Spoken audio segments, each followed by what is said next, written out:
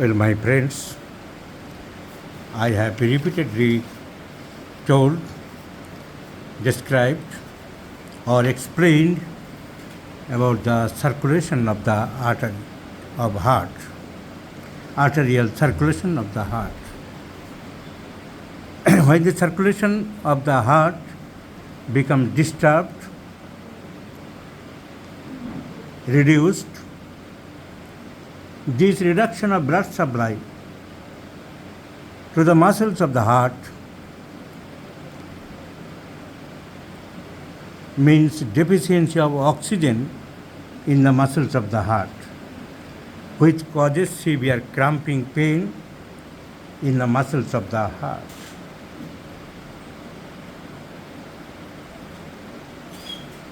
Every muscles of the body, when there is lack of oxygen, causes pain. The main cause of reduction of oxygen in muscles is arteriosclerosis of the coronary arteries of the heart.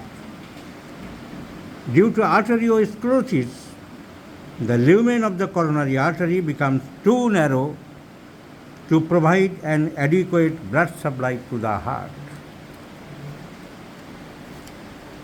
It is well known to many of the learned persons. The first or main symptom is chest pain, which is characteristically felt behind the sternum, called the retrosternal pain. The pain most frequently radiates down to the left shoulder, to left arm, and sometimes may also radiate to the left neck or left jaw, and even to the left forearm and up to the fingers of the left hand. The pain generally aggravates during exertion, while walking fast, while little running, while ascending stairs, etc. The pain also aggravates during emotional stress, and many times the pain aggravates in the morning, in cold air, in cold weather, and also sometimes after a heavy meal. The pains are severe and griping in nature. The pain generally relieved by rest for a minute or so and then passes off. This is called angina pectoris. Generally, in angina pectoris, the chest pain relieved by rest, but when the pain is not relieved by rest, is called unstable angina. So it is a bad angina and may require thorough investigations and proper treatment. So this is the first part of the defect of the coronary blood supply. The second part we may call the disease is not angina pectoris but coronary thrombosis. In angina pectoris, the heart muscle does not get enough oxygen supply due to sclerosis of the coronary artery, so there is frequent temporary chest pain. But when one of the major branches of the coronary artery completely blocks or occludes, the heart will be unable to maintain its action, and in many cases, many times, sudden death occurs.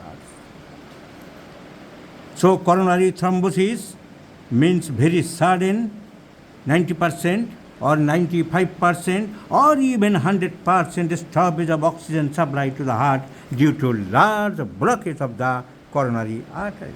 When any major part of the coronary artery blocks 100%, then sudden unexpected death occurs. That is called death without any warning. The cause of sudden obstruction or occlusion of the coronary artery is due to a big clot known as thrombus. A thrombus is formed by deposition of fatty plaques in the blood plasma from the end products of fat, particularly from the cholesterol. The cholesterol is further derived from the animal fats and also from excess taking of other fatty foods like butter, milk, egg yolk, milk cream, etc. So coronary thrombosis is said death without any warning. Now these two diseases, the angina pectoris and coronary thrombosis, together called coronary artery disease. So both the angina pectoris and coronary thrombosis are together called coronary artery disease because the two diseases are related to coronary artery. Now, is there any homeopathic treatment for these types of critical problems? Yes, we have enough scope. See, this is a gentleman, aged about 55 years, has brought to me from the Lalgola of Murshidabad district. The patient is now totally fit. Only single medicine, T. occidentalis, I had prescribed for this patient, followed by lycopodium. Now, the present echocardiography report is totally normal in all respects and all considerations. The pulmonary valves, aortic valve, tricuspid valve, mitral valve, and the circulation is normal. The normal left ventricular systolic function. So homeopathy has enough scope even in cardiac diseases, etc. But along with the treatment, I may request to the patient, the general public of the society, the factors to produce the coronary heart diseases are to be avoided.